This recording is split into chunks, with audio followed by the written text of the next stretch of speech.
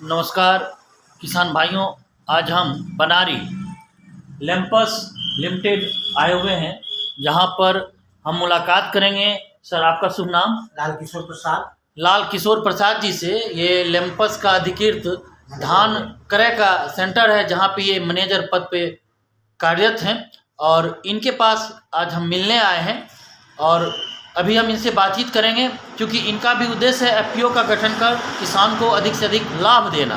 वैसे ये पहले से भी लाभ दे रहे हैं। तो हमारे साथ आज कार्यक्रम में हमारे वरिष्ठ अधिकारी शक्ति जी हैं। नमस्कार। अब हम शुरू करते हैं जानकारी का सिलसिला, बातचीत का सिलसिला। तो सर, मैं पहले चाहूँगा कि आप अपना परिचय दें हमारे किसानों को। मेरा नाम हुआ लाल किशोर प्रसाद। मैं बनारी लम्स में मैनेजर के पद पर कार्यरत हूँ और यहाँ पे किसानों का बहुत सारा काम किया जाता है। उसके एवज में जैसे इमली खरीद होता है, धान खरीद होता है, धान बीज और खाद सबका व्यवसाय किया जाता है यहाँ पर। जी। किसानों को बहुत कम दाम पे व्यवसाय कम दाम में दिया जाता है। जी, यानी वन उत्पाद जो हमारे हैं उस पर भी आप ज़्यादा वन उत्पाद यहाँ पे जैसे वन उत्पाद में होता है, साल बीज का बहुत मात्रा में पैदा किया जाता है। जी। इमली होता है। जी। फिर क्या कहिएगा, महुआ महुआ का होता है और सारा वन उत्पादन होता है। इसलिए हम लोग कुछ किसानों को जोड़ने के बाद कुछ एफपीओ बनाने का प्रोग्राम बनाएंगे। एफपीओ बन जाएगा, उसमें 10 किसान का रजिस्टर करेंगे तो कुछ सहूलियत किसान को हो जाएगा। जी, इसी क्रम में आज आपने जानकारी के लिए शक्ति सर को और मुझे बुलाया है। हाँ, तो इस पे चलिए हम बातचीत करेंगे। लाह का भी आप खेती करते होंगे? ला यहाँ नहीं के बराबर। नहीं के बराबर। अगर हम लोग प्रशिक्षण किसानों को दें, हाँ, उनके पास महुआ का, बैर का, जैसा इसके लिए मौसम बहुत अनुकूल है जी, वो अगर उसका ट्रेनिंग दिया जाए लाभ के लिए जी तो उत्पादन हो जाएगा। हाँ, यहाँ पे संख्या है पेड़ों की। हाँ, पेड़ों का महुआ जैसे बैर का पेड़ है, कुसुम का पेड़ बहुत ज्यादा है, साल का पलास का पेड़ बहुत ज्यादा है जी, उससे तो हो जाएगा उत्पादन। जी जी। तो अब सिलसिला शुरू किया जाए। सर, आप अपना परिचय देंगे? मेरा नाम शक्ति कुमार पासवान हो गया। मैं डिस्ट्रिक्ट मैनेजर एसएसएल से हूँ और मैं 2 जिला का चार्ज देखता हूँ, गुमला जिला और सिमडेगा जिला। और इसी क्रम में हमारा गुमला जिला में 2 ब्लॉक में चल रहा है, सिसई में, घाघरा में, और तीसरा हम लोगों ने अभी मतलब लैंपस के जो प्रबंधक महोदय हैं लाल किशोर प्रसाद जी, उनसे मुलाकात करके इनकी जानकारी मैं शेयर कर रहा हूँ। और आगे हम लोग प्लान करेंगे कि और यहाँ पे बिशनपुर प्रखंड में भी हम लोग मिलजुल करके काम करें और अब किसानों की हित की बात रखें। तो सर, आपके मन में क्या ख्याल है एफपीओ के बारे में? आज पहली बार आप सुन पा रहे हैं, तो एफपीओ क्या है, एफपीओ का उद्देश्य क्या है, इससे हम क्या किसानों को लाभ दे सकते हैं, इससे जुड़ी हम जोड़ पाते हैं जी तो लाभ तो ऑटोमेटिक 100% होगी। हाँ। तो मेरा ये कहना हुआ, हाँ, आपके मन में जो सवाल है, हाँ, हमारे एक्सपर्ट, हमारे जो शक्ति पासवान जी आज आपके इस कार्यालय में मौजूद हैं, तो हम चाहेंगे कि आप सवाल उनसे रखें अपनी। क्वेश्चन हम करते हैं। जी जी, सवाल जो मेरा मन में है जी, सर को क्वेश्चन करते हैं। जी सर, ये बताइए, पहले एफपीओ आने के लिए क्या क्या प्रक्रिया करना होगा? सर्वप्रथम एफपीओ बनाने के लिए हम लोग पहले ग्राम सभा करते हैं। ग्राम सभा में एफपीओ का जो, अच्छा, ये ग्राम सभा पंचायत स्तर पे होगी कि गांव पे होगी? जो भी सुविधाजनक हो, पंचायत में भी कर सकते हैं, गाँव में भी कर सकते हैं। इसमें क्या किसान है? उसमें जितना अधिक से अधिक किसान आ सके, क्योंकि किसानों की हित की बात है। जितना अधिक से अधिक किसान आ पावे तो इकट्ठा होते हैं। और हम यहाँ पर ऐसे एफपीओ का जो उपलब्धियाँ हैं, जो एफपीओ बनने से जो लाभ होते हैं, उनके बारे में शेयर करेंगे। और सरकार इस एफपीओ प्रोजेक्ट को लेकर के कितना एग्रेसिव है, कितना मतलब महत्वाकांक्षी हमारी भारत सरकार की स्कीम है और नाबार्ड का दोनों के सहयोग से है। सो ये देश में अभी जैसे एक नया स्कीम 2015 में लॉन्च हुआ है, CSS-FPO, सेंट्रल सेक्टर स्कीम के अंतर्गत एफपीओ का निर्माण पूरे देश में 10,000 की संख्या में करना है, जिसके तहत है सो अभी तक लगभग 9,000 पूरा हो चुके हैं और आए दिन अब अंतिम प्रक्रिया में है वो चीज़, है ना। तो जो ब्लॉक वंचित रह गया है 10,000 पूर्णे में, वो पूरे प्रदेश मिला करके है, जिसमें हमारा झारखंड में भी चल रहा है। तो इस तरीक़ा से है क्या कि हम लोग मतलब अभी इस स्कीम के तहत है सो मतलब सरकार है सो ग्रांट देती है। जितना किसान का शेयर होता है उतना ही ग्रांट सरकार देती है। शुरुआत में क्या होता है कि ऑथराइजेशन कैपिटल, अधिकृत पूंजी जो होती है 15 लाख रुपया है, हाँ। जिसमें हम 1500 किसानों को जोड़ते हैं।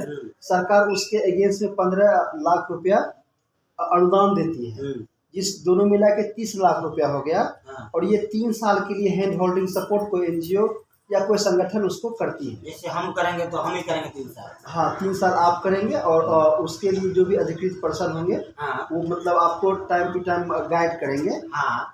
तो यही है इसमें। और किसानों को समय समय प्रशिक्षण देना, उनको एक्सपोजर, मतलब जानकारी उनको देना। बिल्कुल बिल्कुल बिल्कुल। कि जैसे हम इमली का उत्पादन किए जी, इसको कहाँ लेके बिक्री करना है, क्या करना है, ये जानकारी देते रहेंगे। बिल्कुल बिल्कुल। जैसे इमली है तो केवल इमली बेचेंगे तो कम रेट लगता है। हाँ। इमली को हम प्रोड्यूस बनाएंगे, फूल बना के बेचेंगे, चटनी बनाएंगे, चॉकलेट बनाएंगे, बहुत सा चीज का बनता है, या चौक बनाते हैं। अच्छा, एक चीज और बताइए। अब दूसरा चीज, किसान के चुनेंगे हमको क्या क्या उसका डॉक्यूमेंट चाहिए? डॉक्यूमेंट हम लोग को आधार कार्ड चाहिए, आधार कार्ड चाहिए ना, बैंक पासबुक चाहिए, जमीन का रसीद चाहिए, बैंक पासबुक, जमीन का रसीद, जमीन का रसीद ना। हाँ। इसमें जो छोटे और मंझले तबके के जो किसान हैं, लघु किसान और सीमांत किसान, हाँ, इसमें लघु, हाँ, खास उनको हम लोग फोकस करते हैं। कम से कम 95%। इसके अलावा कुछ नहीं, बस 3 चीज है ना। दो पासपोर्ट साइज फोटो फोटो भी चाहिए ना। हाँ। दो और 1000 रुपया भी लगता है।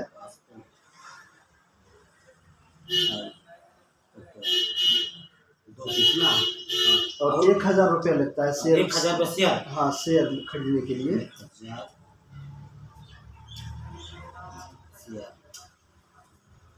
इसके अलावा ये हम गाँव में बैठक करेंगे। मान लीजिए आज हो गया बुधवार, कल भी बृहस्पतिवार हो गया, या संडे को हम जाके गांव में बैठक करेंगे। बैठक में लेंगे कि आज इतना तारीख को बैठक किया गया, जिसमें किसान जुड़े, जिसमें अपना जानकारी इनको बिल्कुल दे देंगे। उसके बाद वो हमसे जुड़ जाएंगे। बिल्कुल। तो इसमें ये सरकार का भी हम प्रोजेक्ट को पूरा बता नहीं पाए। हाँ। सरकार का उद्देश्य यही है कि कंपनी जब बनती है तो किसानों को उत्पाद को प्रोड्यूस करके उसका वैल्यू एडिशन करना, उसके सामान को अधिक से अधिक दाम में बेचना। जनरली सरकार का इसके पीछे मंशा जो है सो 5 तरह का लाभ किसानों को देना है। पहला है कि मार्केट से कम में इनपुट आउटपुट करना। दूसरा है कि मार्केट से अधिक प्राइस पर परचेज करना, या सरकार का और जैसे इनाम पोर्टल से ऑनलाइन मार्केटिंग करना। तीसरा है क्या स्थानीय स्तर पर रोजगार का सृजन करना। चौथा ऐसे बेनिफिट है कि सरकार योजनाओं का लाभ जो भी है, जो भी गवर्नमेंट पशुपालन, सहकारिता, कृषि, मत्स्य विभाग से सब योजना का किसानों तक लाभ पहुँचाना। 5वां उद्देश्य सरकार का है कि आर्थिक प्रगति में किसानों का भागीदारी बढ़े। तो इन 5 उद्देश्यों के साथ में एफपीओ का निर्माण किया जा रहा है, जिसमें है कि जहाँ भी लोग जुड़े हैं, अच्छे हमारे झारखंड प्रदेश में भी अच्छा काम चल रहा है इसमें। बिल्कुल बिल्कुल। तो इसमें है क्या कि इसमें ज़्यादातर मतलब किसान जितना जुड़ेंगे उनको उतना अधिक लाभ मिलेगा, प्रॉफिट होगा। मैं आपसे आइए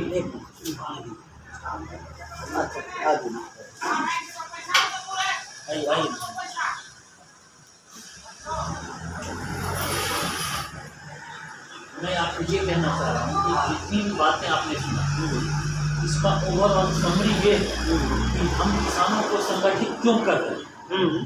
उनके लाभ के लिए कर रहे हैं। लाभ के लिए कर रहे हैं। हमारा भारतवर्ष जो है कृषि प्रधान देश है। हमारे यहाँ किसानों की स्थिति दिनों दिन बढ़ने, अच्छी होने के बजाय खराब हो रही है। इसका कारण क्या है कि किसानों के बीच में बिचौलिया है। किसान की जो योजनाएं हैं, जैसे अभी वो केसीसी लेना चाहें तो केसीसी के लिए वो जाते हैं बैंक में। बैंक जाने के बाद उनका दस्तावेज जो होता है, कभी फोटो छूट जाता है, कभी ये पेपर नहीं है, कभी क्या है। तो किसान खेत में काम करेंगे कि कार्यालय में। तो किसान को सही रूप से सजाने के लिए, क्रमबद्ध करने के लिए, संगठित करने के लिए ही प्रधानमंत्री जी का उद्देश्य है एफपीओ का निर्माण करना। उसमें जो सर ने बताया आपको कि 1000 रुपये का शेयर मनी किसान देते हैं और 1000 रुपया सरकार उस पर अनुदान देती है। तो एक किसान के नाम पे 2000 रुपया का होता है कलेक्शन, टोटल मिला करके। अगर आपने 300 किसानों को जोड़ा तो 6 लाख रुपया आपके कैपिटल अमाउंट हो गया आपकी कंपनी का। जैसे बनारी करके आप बना लेते हैं कंपनी का नाम, और उसका रजिस्ट्रेशन होता है। रजिस्ट्रेशन के बाद MOA AO होता है, और किसान के आय को दुगुनी करने के लिए जो सपना है माननीय प्रधानमंत्री जी का, उसमें प्रोडक्शन को कैसे यूटिलाइज करेंगे, हमको उस पर फोकस करना है। फॉर एग्जाम्पल मैं बता रहा हूँ कि मैं आपसे गेहूं खरीदता, उसकी कीमत अभी कैसे केजी है? हमारे यहाँ तो 18-19 रुपये। आटा खरीदते हैं तो वो कैसे केजी है? 40 रुपया। कितना रुपये का अंतर हो गया? 50 का हो गया ना। दुगुना। अगर हम किसानों का गेहूं खरीद करके, हमारे संगठन में जो किसान मौजूद हैं, हमारे पास पैसे की दिक्कत तो है नहीं। 6 लाख रुपए आ चुका है, 300 ही जोड़ पाते हैं शुरू में, स्टार्टिंग में ज्यादा से ज्यादा 1500 तक हम जा सकते हैं। तो ये जो फंडिंग होगी गवर्नमेंट की, इसमें यूटिलाइजेशन होता है सीईओ का पद का, एक होता है अकाउंटेंट का, जिसके वेतन के लिए नाबार्ड आपको पैसा देती है, उसी में इंक्लूड रहता है। वो ऑफिस खर्च का फंड अलग होता है, सारा वो सिस्टम बना हुआ है। आप जब गेहूं को खरीद रहे हैं तो 18 रुपये आटा ले रहे हैं और 35 रुपये। तो ये जब हम खुद से पिसाई करके, फसाई का लाइसेंस लेकर के, इसके माध्यम से खाद का लाइसेंस आप ले सकते हैं, बीज का लाइसेंस ले सकते हैं।